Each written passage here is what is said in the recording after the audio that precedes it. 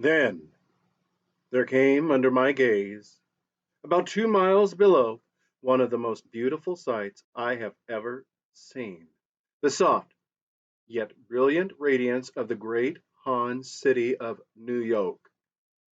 Every foot of its structural members seemed to glow with a wonderful incandescence, tower piled up on tower, and all built on the vast base mass of the city, which, so I had been told, sheered upward from the surface of the rivers to a height of 728 levels. The city, I noticed with some surprise, did not cover anything like the same area as the New York of the 20th century. It occupied, as a matter of fact, only the lower half of Manhattan Island, with one section straddling the East River and spreading out sufficiently over what once had been Brooklyn to provide berths for the great liners and other aircraft. Straight beneath my feet was a tiny, dark patch. It seemed the only spot in the entire city that was not aflame with radiance. This was the central tower, in the top floors of which were housed the vast library of record files and the main projectoscope plant.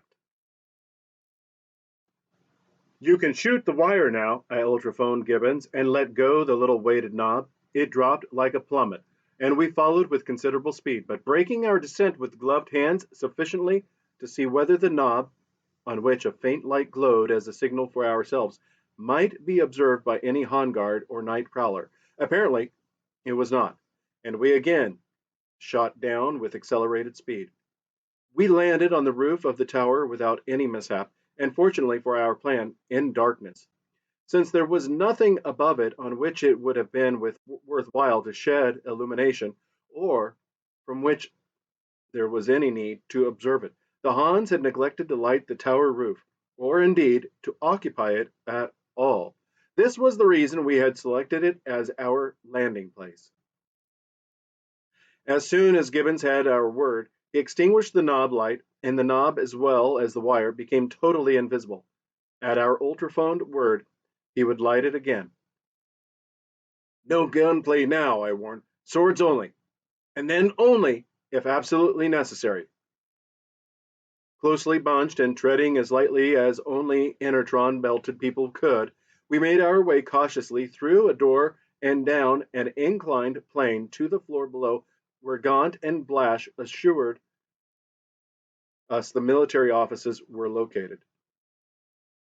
Twice Barker cautioned us to stop as we were about to pass in front of a mirror-like windows in the passage wall, and flattening ourselves to the floor, we crawled past them. "Projectoscopes," he said. "Probably on automatic record. Only at this time of night. Still, we don't want to leave any records for them to study after we're gone." "Were you ever here before?" I asked. "No," he replied, "but I haven't been studying their electrophone communications for 7 years without being able to recognize these machines when I run across them."